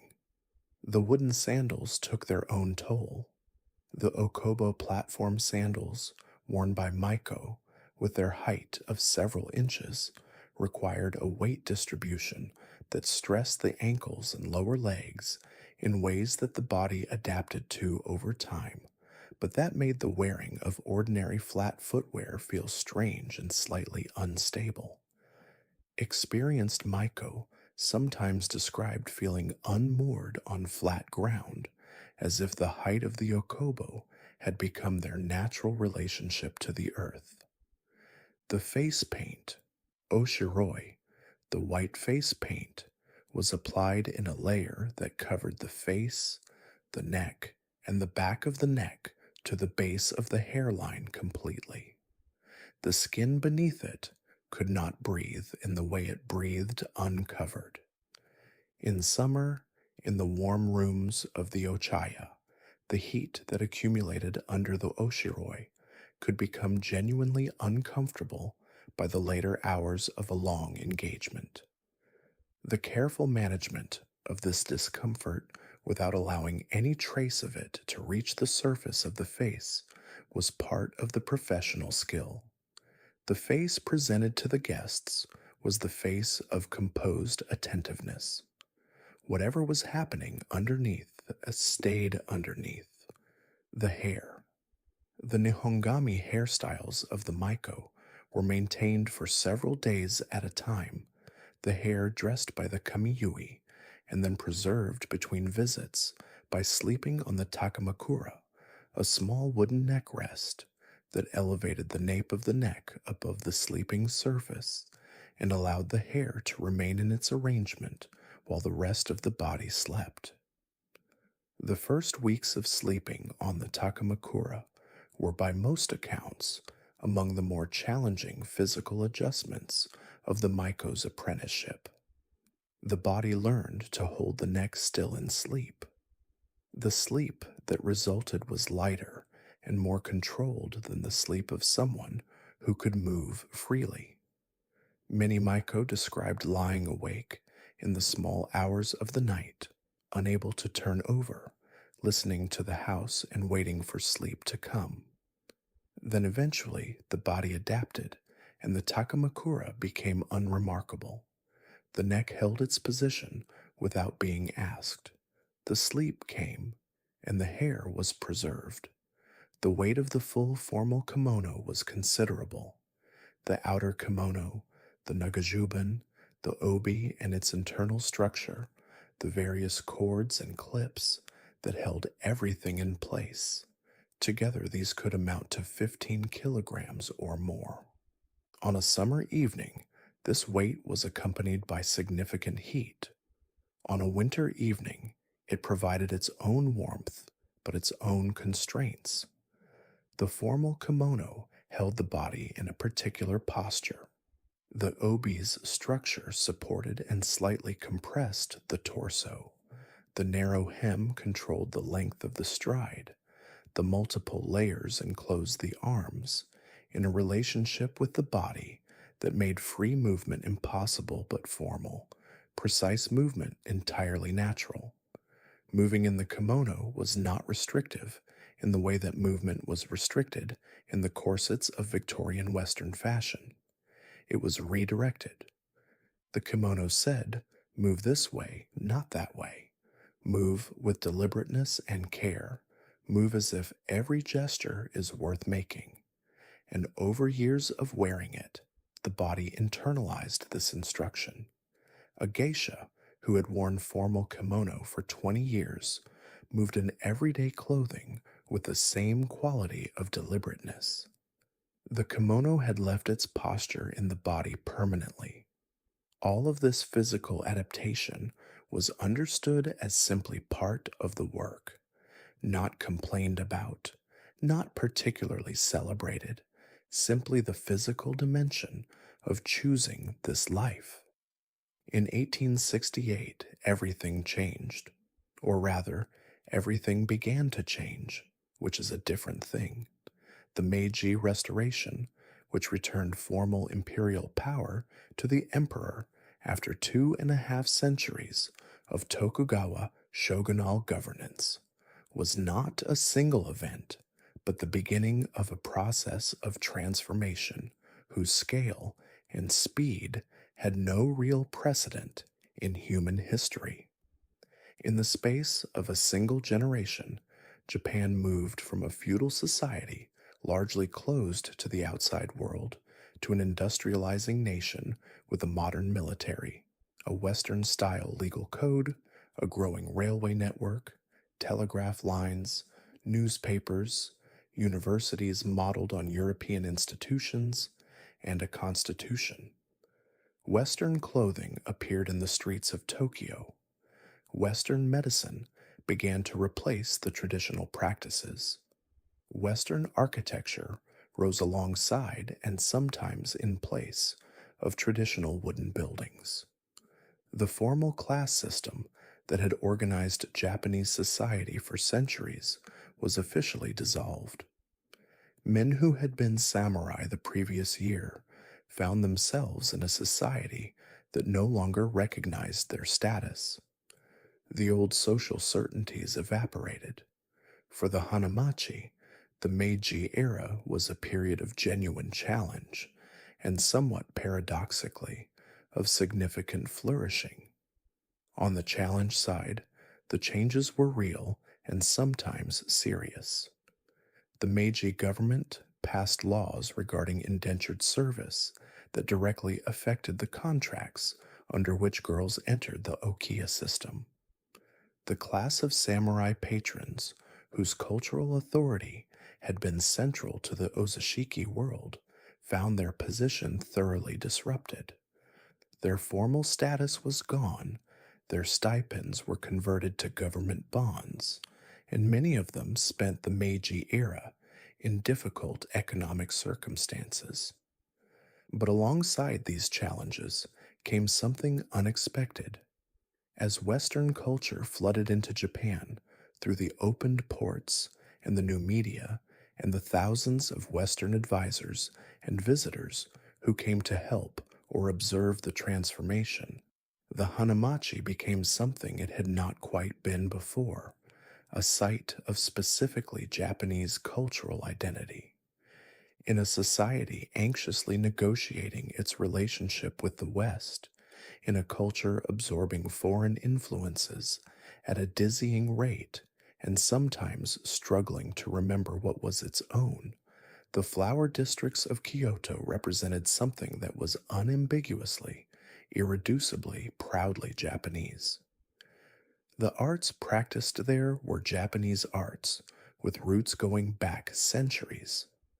The aesthetics were Japanese aesthetics, the seasonal sensitivity, the preference for restraint, the cultivation of beauty in small and precise things. The whole orientation of the hanamachi toward the patient, lifelong mastery of specific traditional forms, was a living argument that Japanese culture was not simply a collection of old things to be updated, but a living tradition with its own irreplaceable values. Western visitors to Japan, who arrived in increasing numbers after the opening of the country, were struck by what they encountered in the flower districts.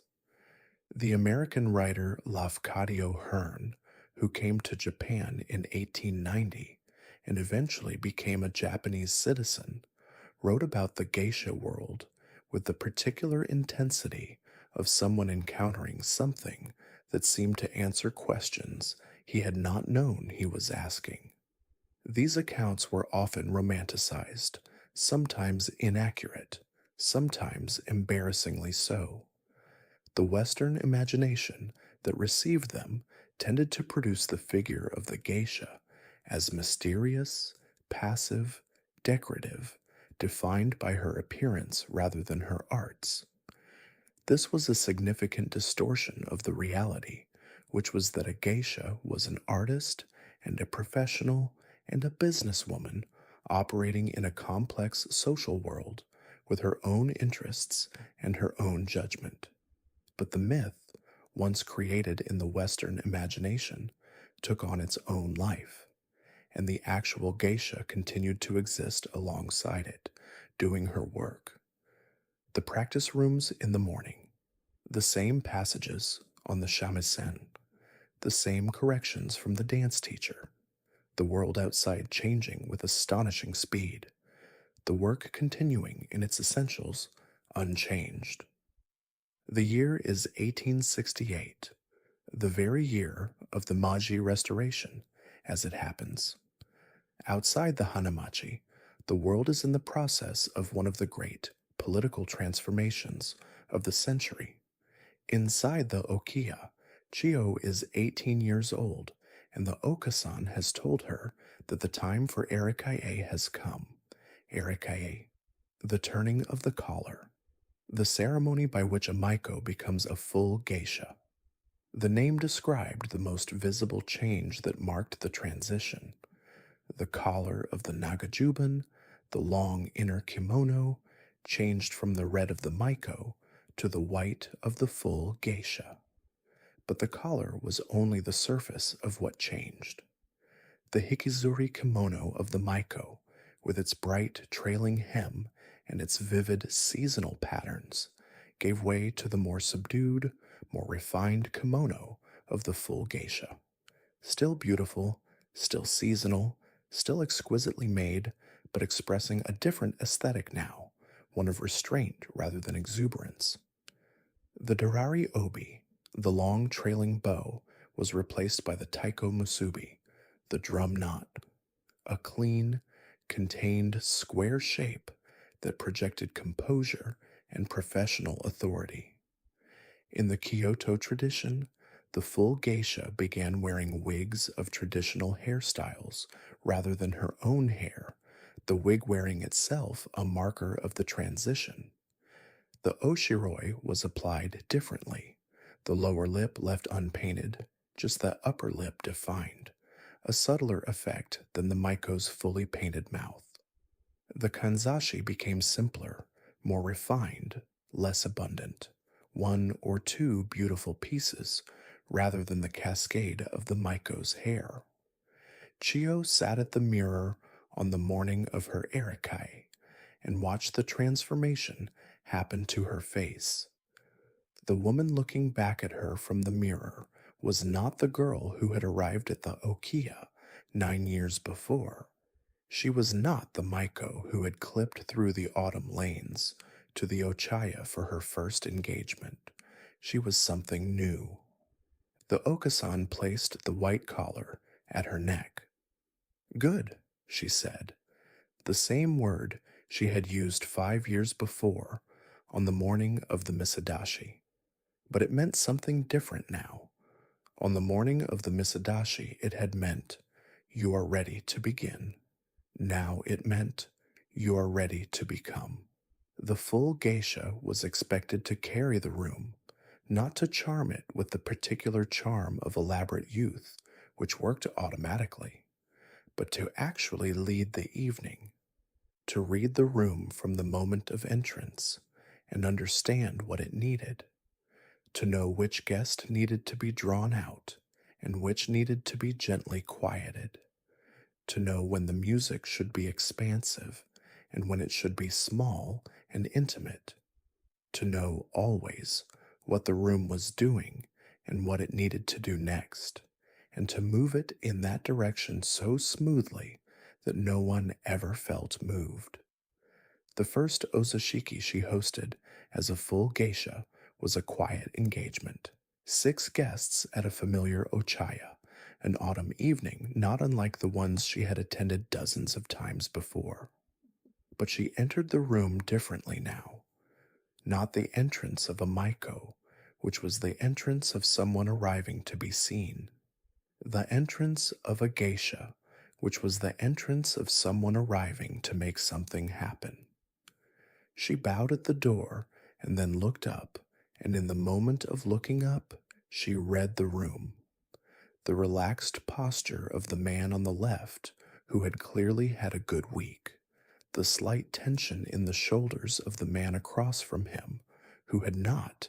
The 2 men in the corner, who had not spoken to each other yet this evening, and probably needed to. She crossed to her position. She began. The hanamachi was, like all communities, a place where people lived with each other in close proximity over long periods of time. The Onisan and Imudo system organized the formal relationships between senior and junior geisha. When a maiko was preparing for her misadashi debut, she was formally paired with a senior geisha who became her Onisan, her older sister. The ceremony of this pairing was called sansankudo, the 3 times 3 cups, a ritual borrowed from the wedding ceremony and used here to mark the establishment of a formal bond of obligation and care. The Onisan's responsibilities were real and extensive. She introduced the maiko to the specific ochaya and their okami, to the regular patrons, to the unwritten rules and social subtleties of the hanamachi that no formal training covered. She took the maiko to her engagements in the early months, sitting beside her and managing the room while the maiko observed and learned. She answered the questions that the maiko was too uncertain to ask the okasan. She gave gifts at the appropriate times, at the seasons when gifts were exchanged, at the milestones of the maiko's career, and she modeled by her own conduct the professional standard that the imudo was meant to aspire to. These relationships sometimes became genuine, lifelong friendships. The particular bond of having shared the early years of the hanamachi life, of having navigated the anxieties of the debut together and the adjustments of the maiko years together, could create an intimacy that outlasted the formal structure of the senior-junior relationship. Sometimes they remained cordial and professional without much personal warmth. Sometimes, as the Imudo's career flourished and the Onisans faded, the relationship developed the specific complexity of a mentorship that has been outgrown. The rivalries of the hanamachi were real, and they were not spoken about directly, which did not make them any less present. In a world where reputation was the primary professional currency, where the most sought after geisha had the most prestigious engagements and the most beautiful kimono and the most powerful patrons, the distance between a flourishing career and a struggling one was visible to everyone in the district. The competition was managed through a code of conduct that was never written down but was enforced by the collective judgment of the district. Open rivalry was not acceptable. Criticism of other geisha to a patron was not acceptable. Behavior that brought embarrassment to the district was not acceptable. Within these constraints, ambition was expected and entirely reasonable. The constraint was on the expression of ambition, not on the ambition itself. Chiyo navigated all of this. She had her rivalries, quiet and unacknowledged. She had a relationship with another geisha of her house, a woman 2 years her senior, that began as genuine warmth and became complicated after Chiyo's coda playing began to attract more specific requests than her seniors did. They managed it. With the kind of careful, sustained effort that the Hanamachi's social code required, they maintained the outward form of warmth, while the complicated thing underneath it did whatever it needed to do. It was not dishonesty. It was a particular kind of social competence, a recognition that the forms of relationship had value independent of the feeling that originally generated them, and that maintaining the forms was its own kind of commitment. The Hanamachi was a village, a small, specific, and complete village with its own history and its own memory and its own particular combination of warmth and strictness and judgment and love. Nobody left it entirely behind. Even the geisha who retired, who married out, who moved away and built entirely different lives, they carried it with them in the way they moved, in the way they listened, in the particular quality of attention they brought to a room. The hanamachi had left itself in them permanently, like the kimono's posture in the body, like the shamisen's rhythm in the hands. There is a concept in Japanese aesthetics called shibui. It is one of those Japanese aesthetic terms that resist clean translation because the concept itself is not quite available in the vocabulary of Western aesthetics. Shibui describes a beauty that is understated, a beauty that comes from restraint rather than display, a beauty that deepens rather than diminishes with time, a piece of pottery that has been used for many years and that bears the subtle marks of that use in its glaze and its patina, a garden that has been tended for decades, whose every rock and plant and moss-covered stone has been placed and replaced and reconsidered with such sustained attention that it has achieved a quality of inevitability, a face that has lived fully and whose living is visible in it. Shibui is not the beauty of youth. It cannot be. Youth has its own beauty, vivid and immediate, and the maiko embodied it as completely as anyone could. But shibui is the beauty that youth cannot produce. It requires time. It requires loss.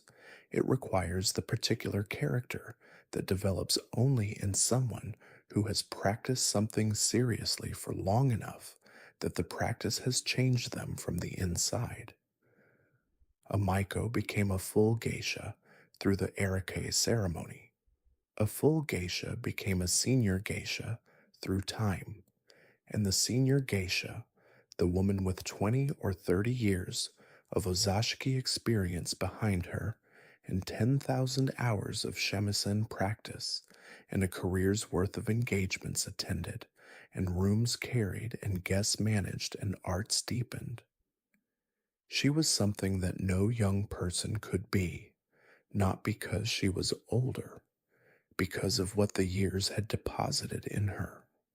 The most celebrated geisha of the late 19th century hanamachi were typically not the youngest or the most visually striking. They were the ones who had been in the work long enough for something to have happened to the work itself. The shamisen playing that began as correct and became beautiful and then became something else, something harder to name, something that carried in it the particular emotional intelligence of someone who had been paying attention to human experience for a very long time. The conversation that had started as good and become extraordinary. The simple presence in a room that said, without saying anything, that this person had been attending to life seriously, and that attending to life seriously had made her interesting. Chiyo felt this beginning in herself in her mid-30s. She was not sure when it started exactly. There was no specific moment. It was more like the arrival of autumn. Something had changed while she wasn't looking at the changing, and when she looked up, the leaves were already different. A patron she had known for several years said to her one evening, during a lull in the music, "You play differently than you did 5 years ago." She asked how. He thought about it for a moment. "More of you is in it," he said finally. She considered this for a while after the engagement ended and on the walk home through the autumn lanes. She thought he was right. She thought about what it meant. More of her was in it because more of her had accumulated. The years were in the music, the practice and the loss and the seasons, and the thousand small observations she had made about human beings and about beauty and about what the shamisen was capable of expressing. All of it had settled into the playing the way water settles into stone, changing the stone slowly, imperceptibly, until one day the stone is different. This was Shibui. This was the beauty that time makes, the beauty that youth cannot produce, and that requires no other recommendation. Let us spend a full ordinary day inside the okiya and follow it through from morning to the late night. It is the autumn of 1875. Chiyo is 25 years old. She has been a full geisha for 7 years. Her kota playing has become genuinely sought after in the district. Her debt to the okiya was cleared 3 years ago. She has a dana, a textile merchant in his 40s, whose family has been in the Kyoto trade for 3 generations, who is quiet and thoughtful, and who understands and appreciates what she does without needing to have it explained. The morning. The futon is rolled before the light is fully up, the bedroom returned to its empty tatami state. The face is washed in cold water. The simple morning kimono is put on without assistance. The morning meal in the kitchen with the other women of the house, rice, miso soup, a dish of pickled vegetables, this morning also some grilled horse mackerel, whose smell is the specific smell of a good autumn morning in Kyoto. The conversation is domestic and light. Who has what scheduled today? A comment about the weather.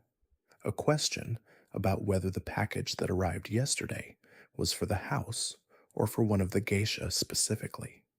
After the meal, practice. Chiyo goes to the practice room on the second floor. She sits with the shamisen for 45 minutes, working through the specific passage in a new coda composition that is not yet fully in the hands. The passage is technically manageable, but the timing of a specific ornament near the end of the second phrase is not quite right yet. She plays it slowly. She plays it very slowly, the tempo reduced until each note and each ornament is completely deliberate. She plays it slightly faster. She plays it at tempo. The ornament is almost right.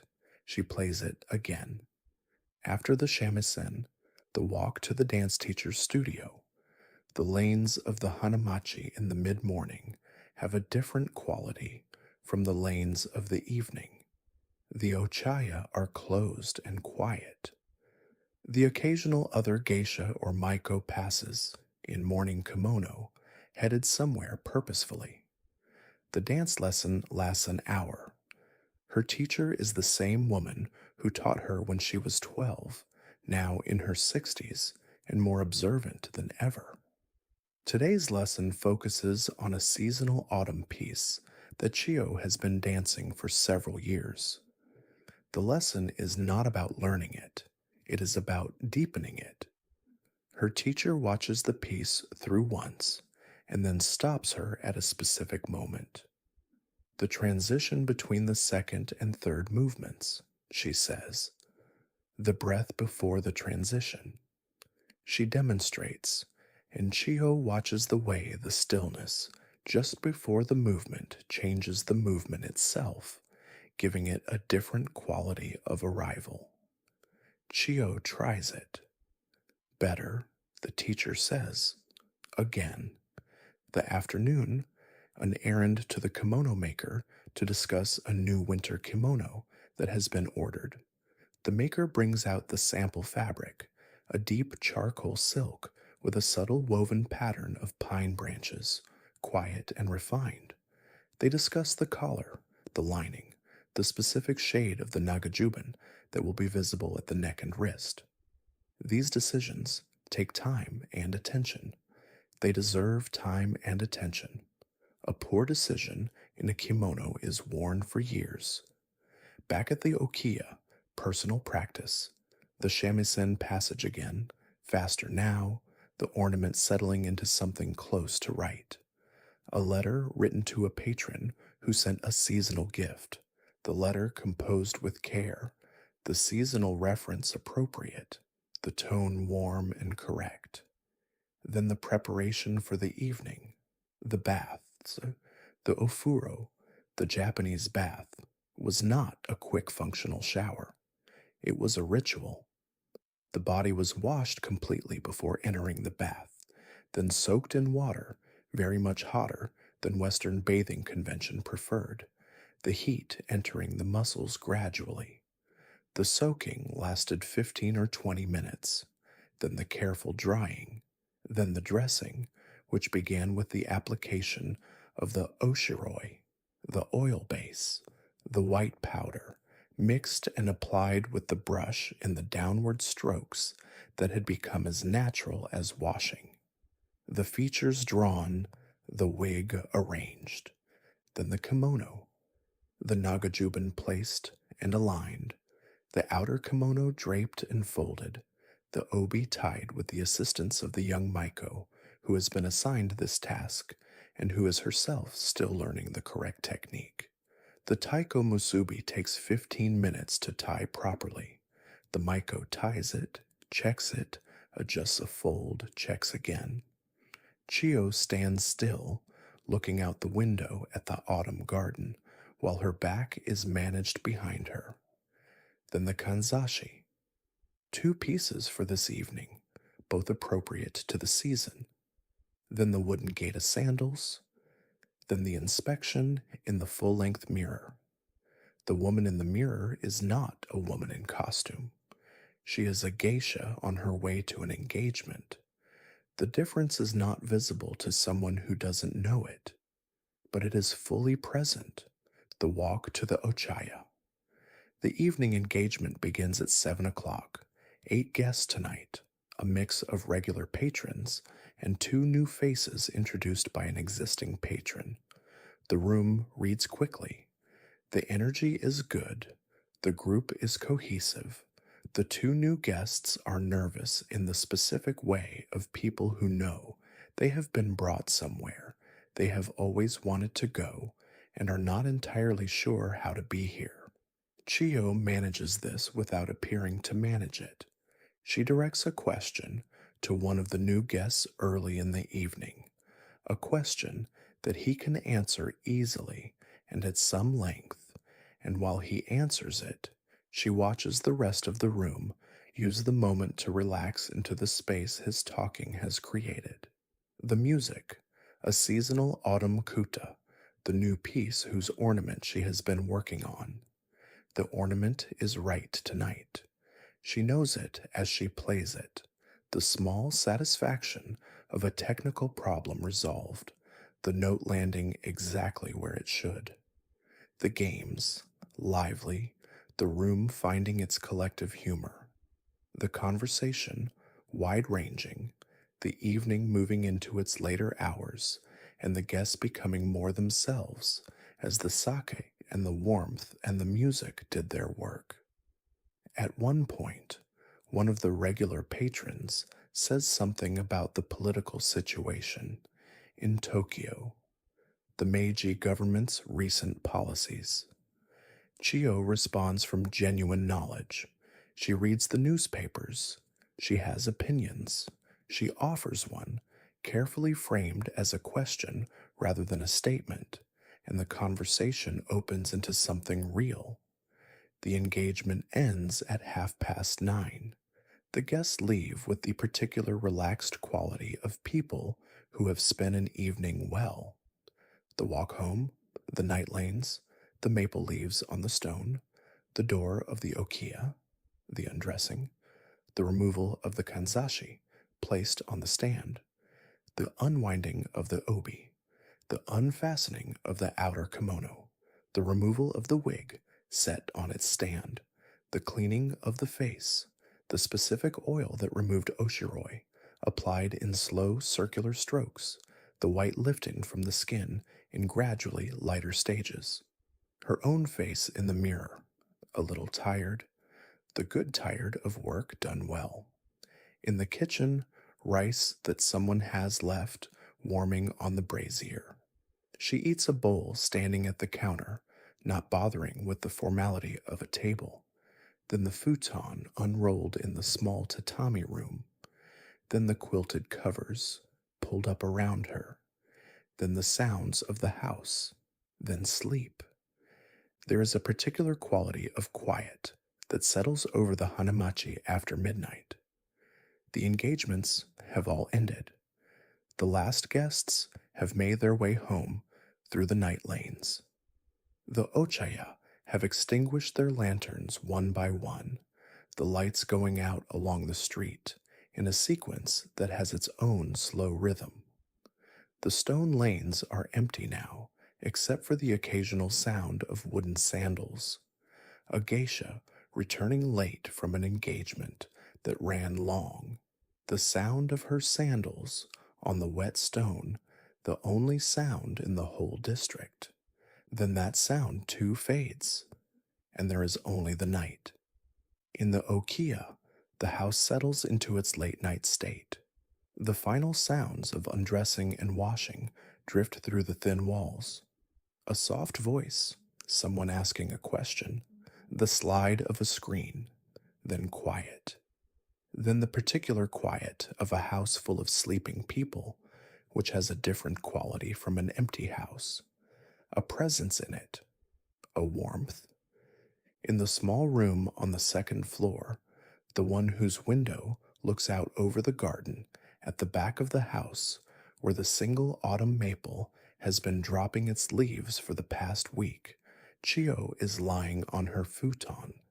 She is tired in the way she is tired most nights, thoroughly, without distress, the tiredness of a body that has been used properly all day.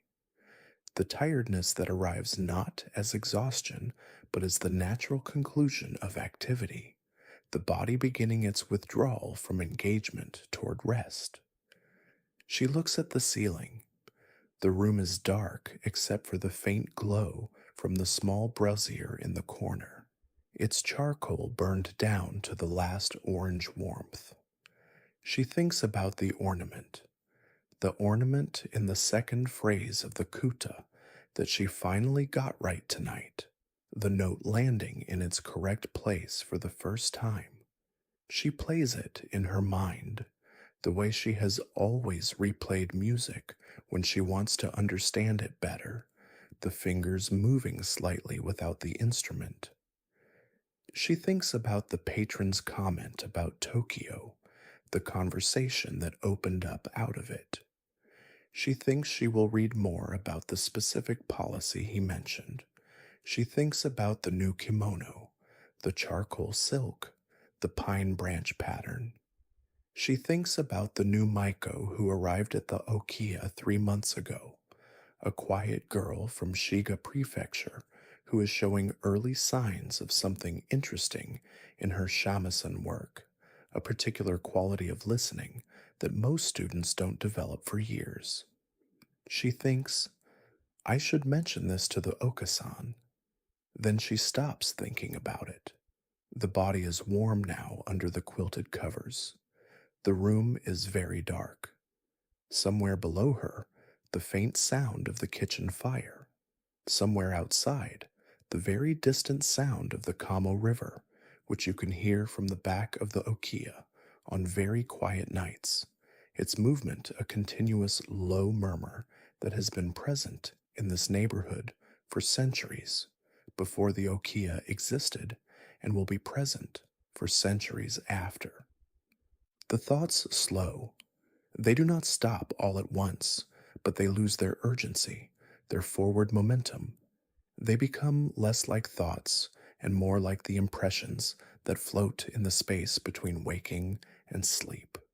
The sound of shamisen, the quality of the autumn light in the late afternoon, the way it came through the screen door of the practice room and lay across the tatami floor, the feeling of the okobo on her feet when she was 13, the height of it, the unfamiliar balance, the smell of the chrysanthemums in the garden, the Okasan's voice saying good, the Kamo River, the ceiling above her, the warmth. Sleep arrives, and as it always does, in its own time, not all at once, but in the gradual way of something that has been approaching for a while, and that the body has been making itself ready for without being asked. The thoughts let go. The hands are still. The house breathes around her. Sleep. And so the seasons turned, and the years accumulated, and the life continued in its particular rhythm. The maiko became a geisha. The debt was gradually paid. The reputation built season by season, engagement by engagement, each Ochaya visit adding something to what was known about her and what was sought from her. The arts deepened in the way that arts deepen in someone who does not stop practicing them. Not suddenly, not dramatically, but with the quiet accumulation of a river carrying sediment, each small addition imperceptible on its own and transformative over time. The kimono wardrobe grew and aged, the oldest pieces acquiring the particular character of things that have been used well. The same passages on the shamisen that were wrong for months became right and eventually became beautiful. The same seasonal ceremonies, repeated in their order, each time receiving a slightly different quality of attention from someone who was 1 year further into understanding what they meant. The cherry blossoms, the Gion Matsuri in the summer heat, the autumn maples, the new year, and again and again. The repetition was not emptiness. This is the thing that is hardest to convey to someone who has not lived inside a deeply seasonal, deeply traditional practice. The repetition was not emptiness, it was depth. Each time the cherry blossoms came, you had more years behind you to bring to the seeing of them. The first time, you saw cherry blossoms. The 10th time, you saw cherry blossoms, and you saw all the previous springs in them. The way music heard again contains within it the memory of every previous hearing. The 20th time, the blossoms were layered with years in a way that made the seeing of them almost unbearably full. Not sad, full, mono no aware. The bittersweet appreciation of things precisely because they do not last. The geisha of the hanamachi understood this from the inside because they lived inside it constantly. The kanzashi changing every month, the kimono changing, the tokonoma changing, the music of the seasons cycling through in their order. Nothing in the hanamachi pretended to permanence. And perhaps because nothing pretended to permanence, everything was received with a quality of attention that impermanence warrants. Each cherry blossom season, as if it might be the last, each autumn maple, as if the color had never been quite this exact before, which it hadn't, which it never would be again. The things that had seemed enormous at the beginning of the life became ordinary with time, and the ordinary things revealed themselves, with time, to be the things that had always mattered most.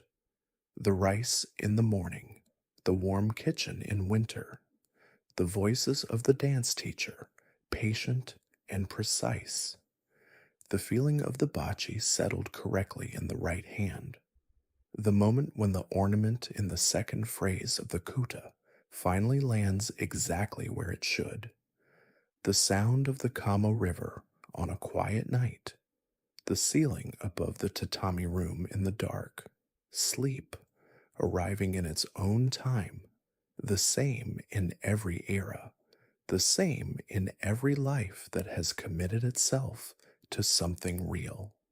This. And as you imagine that world, the lantern lit stone lanes of the hanamachi, the sound of shamisen practice drifting from an upper window into the morning air, the careful, deliberate steps of a woman in a trailing kimono on wet stone, the smell of incense and cedar and chrysanthemum, and the particular sweetness of the season's first plum blossoms already forming on the branch outside the garden wall.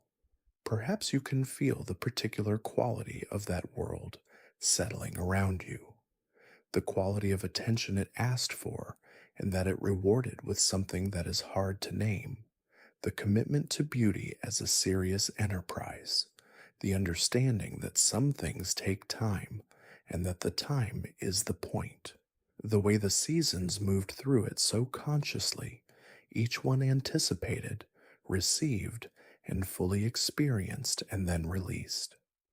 The understanding that mastery is not a destination, it is a direction you choose and walk in day after day until the walking itself is the thing. That there is something in the thousandth repetition of a difficult passage that the first repetition could not have reached. That the body that has done the work holds the work in it. That beauty deepens rather than diminishing in the person who has attended to it seriously over time. Perhaps those things feel, in some quiet way, familiar to you, or perhaps the contrast feels soothing instead. The knowledge that somewhere, a long time ago, people organized their entire lives around the patient cultivation of beauty. That those lives, for all their constraints and complications, and the genuine difficulties that honest history must acknowledge, contained real moments of extraordinary grace. A shamisen played alone in an empty practice room in the early morning light, the turning of the collar, the hush of a tatami room in the moment before the music begins, the cherry blossoms trembling on their stems and then releasing, the autumn maples burning against a pale sky, The particular quality of a room that has become for a few hours a genuine community, all of it real, all of it worth the years it took. There is no need to hold on to any of it now. Let the images soften. Let the hanamachi grow quieter. The last lanterns going out. The stone lanes empty in the cool night air. The okiya still and dark. The women of the house all sleeping now. The maiko on her takamakura, her elaborate hair undisturbed. The geisha on her futon, her own face back, the oshiroi washed away. The shamisen in its case in the practice room, the kimono on its stand, the chrysanthemums in the tokonoma, their season almost over, their heads slightly bowed. The river, somewhere below the sound of the city, still moving, still making its low, continuous sound that has been present in this neighborhood for centuries before the okiya existed and will be present for centuries after. And wherever you are right now, whatever surface is beneath you, whatever warmth is around you, let that be enough. There is nothing else required of you tonight. No performance, no arts to practice, no room to carry, no collar to turn, no obi to tie, no kanzashi to place correctly, no passage on the shamisen that is not yet right. Well, maybe that one, but not tonight. Tonight there is only the breathing, only the quiet, only the slow, entirely earned permission to let go. If sleep has already begun to take you, if the words have grown soft and distant and slightly unconnected from each other, the way the last lanterns go out along a dark street, one by one, that is exactly right. That is what this is for. Let the story continue in the background if it wants to, soft, steady, no longer requiring your attention, while your breathing deepens and slows, and the day releases its hold gently and completely, and the quiet of the hanamachi after midnight settles around you, and sleep comes as it always does, in its own time and in its own way, unremarkable and necessary and exactly right. Thank you for spending this quiet evening with Drowsy History. Wherever you are in the world right now, whatever hour it is where you are listening, I hope the stone lanes of the hanamachi and the sound of the shamisen and the slow turning of the seasons carried you gently where you needed to go.